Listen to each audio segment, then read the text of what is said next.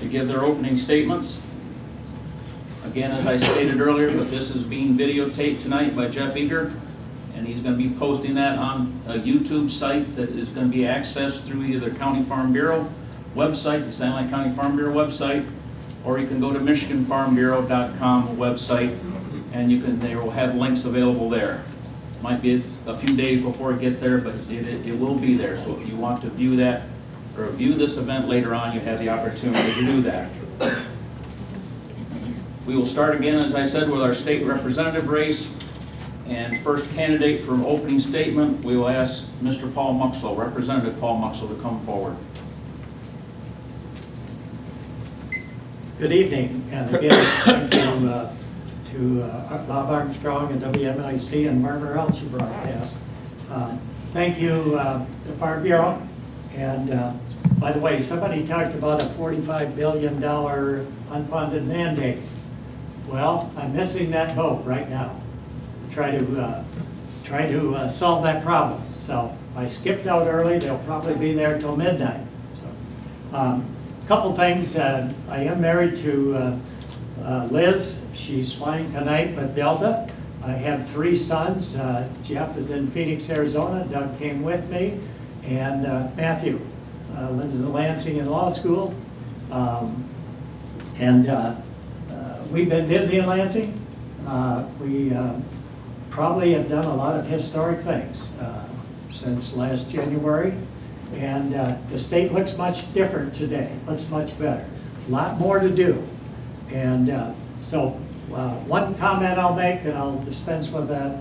A lot of you want to know about those mailings that are coming out. My phone is ringing every day. Most of it, there's not truth in it.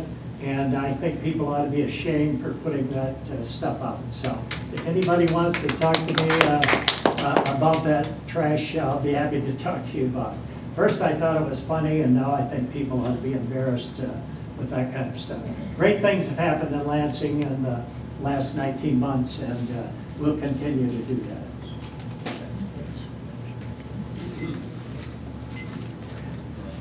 Next, we will hear from candidate Bob Eick.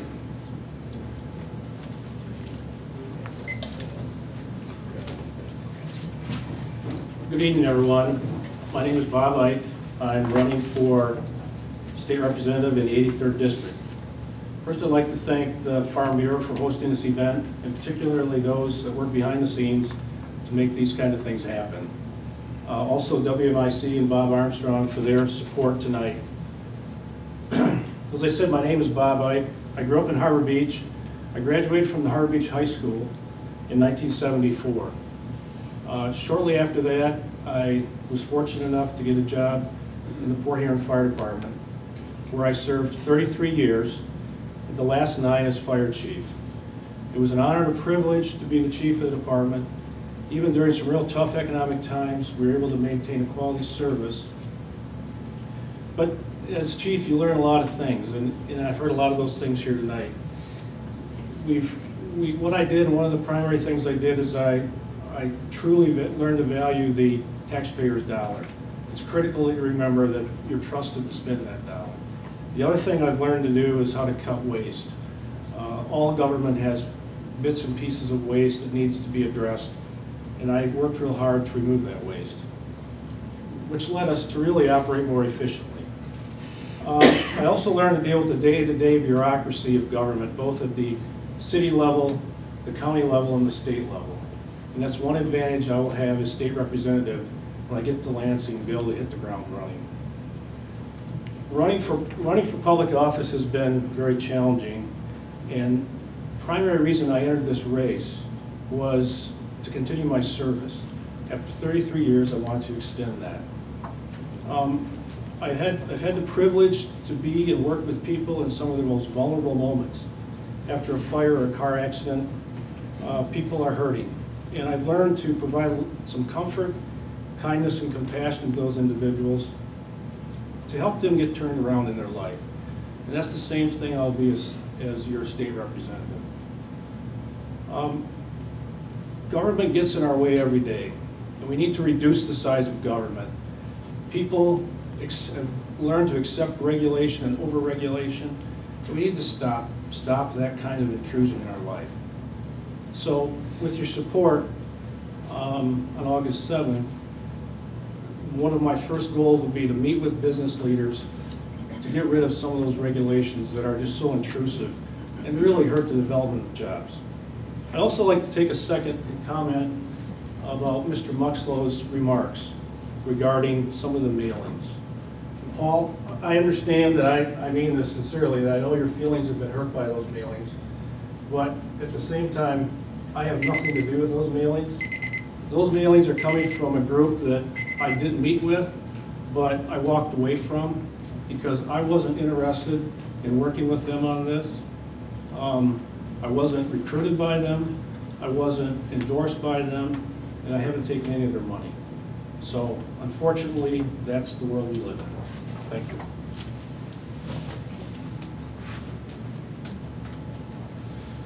Next, we will hear from candidate Carol Campbell.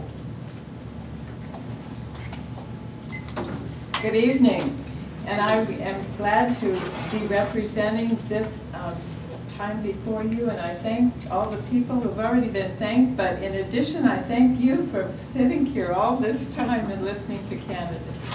I'd like to tell you a little bit about me. I certainly never expected to be running for public office, but I did so because I believe that the interests and the values and all of the life of the middle class is not being represented by the emphasis, total emphasis on business that I see. I'd like to tell you a little bit about myself. I came from this area. I was born in southwestern Michigan, right around the lake from Chicago. And some of my first jobs that I had was I picked berries so that I could have school clothes that were never worn by anybody else but me. And then I worked my way through school and that sort of thing. I became a teacher. I taught in Detroit inner city schools, and I taught in also the school systems in Detroit. And so then my next career was as a business person in a cooperative, and we had that. And some of the things that are happening in the business area, I was so thankful for the experience that I had. Then I had owned my own business in Utica, Michigan. And then my last career that I had was as a minister. And in that role, then I was district supervisor to churches in the Thumb area. So I've been around here for 18 years. And I was also in that role, then I was chaplain to police, fire, EMS, and I've been with people in those difficult times that Bob speaks of. I am running for office because I believe that the interests of the middle class are not being represented well. And a contract is a contract is a contract. I've been in meetings where teachers have been told that their pensions are going to be cut, cut, cut. And those are promises that are made. And so one of the things that I want to really look at is, for instance, the taxation system. I have a question as to what happened so that corporations were given $1.8 billion. I have many questions that I want to address as a citizen legislator. And I will do this because I believe that we owe it to our people to be as careful as we can in every kind of way that we have, so that this government will truly represent us. I thank you so much for the opportunities that we have. I am happy to live in Sanilac County for these past 11 years and would wish to be a representative.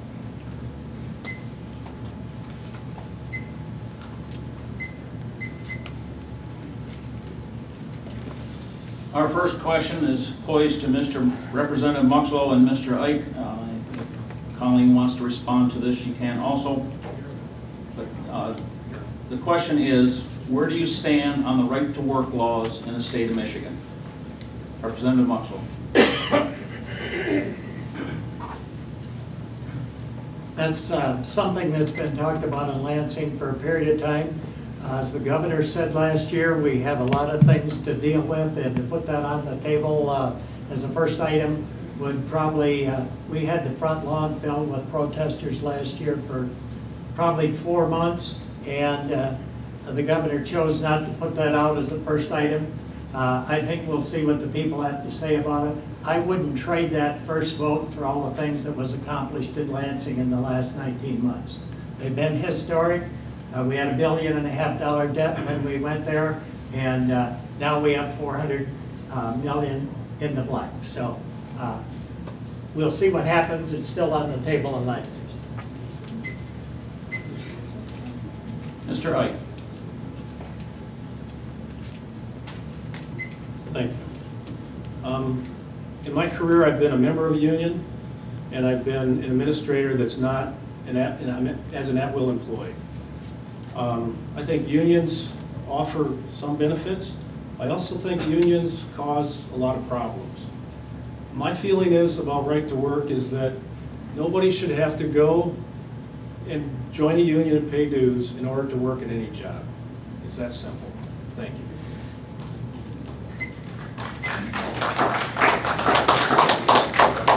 Colleen, would you like to respond to that?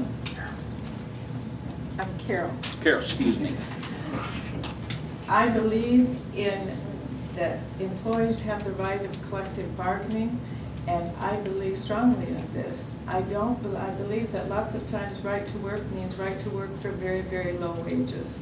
And so this is one thing that I would be opposed to. I think that working together, and I've been in this role with teachers and in the areas where I have worked, I believe that we can work together to come to a better solution that will be beneficial to both sides of the group. And when I've been with groups such as the police, fire, EMS, and people like this, so often within the people that are trying to make the decisions for them don't understand the things that they want or need in order to do their job. So I think that the right of unions is important.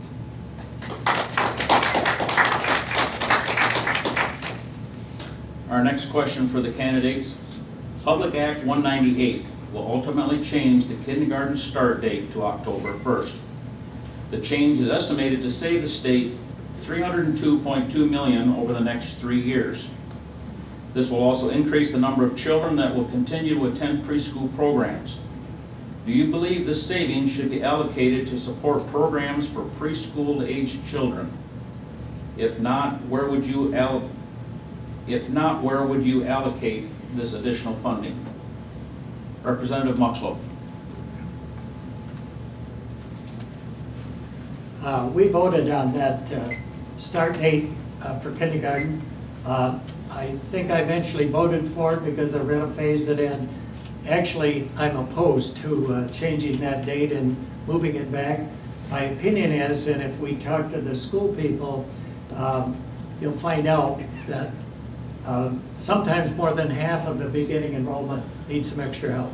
And if we leave kids stay at home with babysitters in various circumstances, we're going to delay the help that they need. So I didn't see a particular advantage, and so we had a lot of discussion about that. But I was essentially opposed to the concept.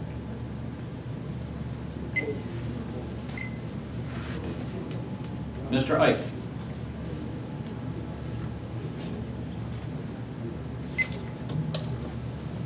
I think when it comes to educating children, we need to give them every advantage possible. If the current rules regarding kindergarten have been working, then I think we should leave it alone. Now, I'm not an educator. I'll never claim to be. But I think there's a lot of educators out there that are very well qualified to provide us with the information before we change laws relating to education and any concept of change. One of my goals would be as state representative to be active in the community, to sit with educators and school administrators, to be certain before we change rules that we know the impacts of those. Thank you.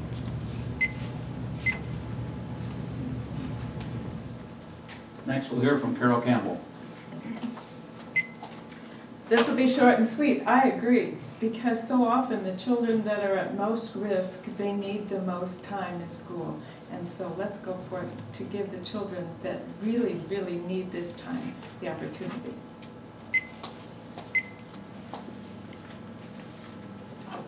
Our next question for the candidates. The approved school aid budget called for a cut in the dollars paid in child care subsidies. Low-income workers depend on these subsidies to help pay for their child care as they work. If they are unable to afford child care, they may not be able to work.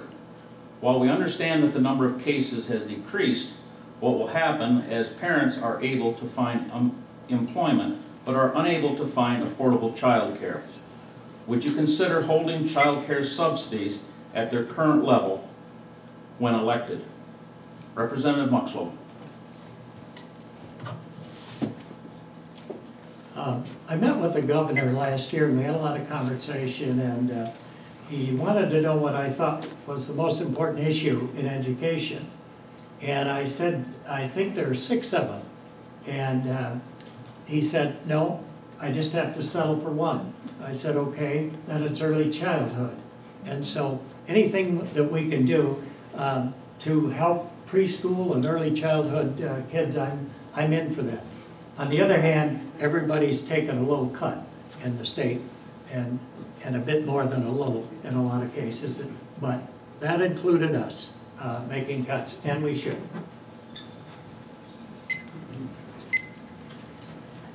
Mr. Eick.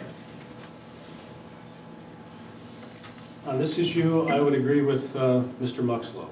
I think that early childhood development is critical. I do think, though, as revenues have declined, we have to prioritize the expenditure of those and how much we're going to put in any particular area, whether it's education, whether it's law enforcement, whether it's corrections. We have to look at it very carefully. And so some programs that we've had and been comfortable with may not be able to be continued just due to the decline in state revenues. Thank you. Next, we'll hear from Carol Campbell. I would agree that cuts have to be made, and that's certainly been true in so many areas. I would hope that this area isn't cut too mercilessly, and so that we can have the best advantages, so that we can have the people there that need to have the work, and also the people that need the child care.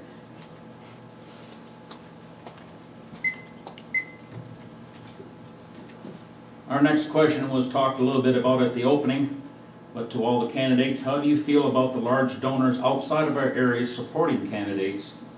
And what do you feel about the negative campaigning for the state representative's race? Start first with Mr. Representative Muxlow.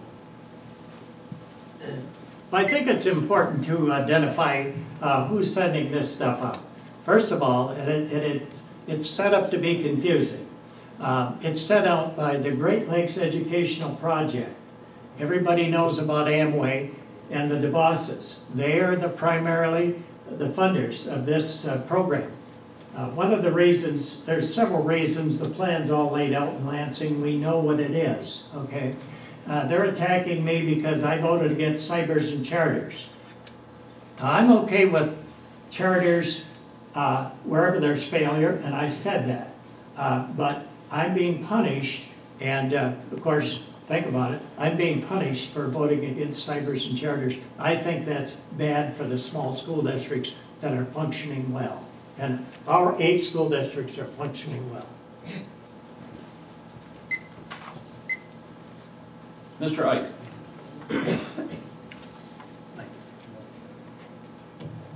Well, again, early on in this campaign, I was linked to this organization, and my opponent has continually linked me to this organization. As I said in my opening, I know that Paul's feelings have been hurt by this, but I'm not connected with this organization. As Mr. Muxlow met with them a number of years ago, I too met with them. I met with the Farm Bureau, I met with the MEA. I haven't received any endorsements. I haven't received any money. The reason I got into this race was a grassroots effort to run for state office. It was nothing more than that. To get into the race to reduce the size of government, to bring more efficiency and transparency to government. So as we go forward, you really have to believe me that this is not anything to do with me. It's not about me, even though there's been a persistent message out there that I've been linked to this group. Thank you. Next, we'll hear from Carol Campbell. I don't think that large donations from outside sources are helpful. And I really think that this needs to be something that we the people in this area, district, which would be Sanilac County, and also the 3 townships that are in St. Clair County, that we need to be the people that are making the decisions about these things. And so I would be opposed to having these large sums of money coming in from outside, because with money always comes strings attached.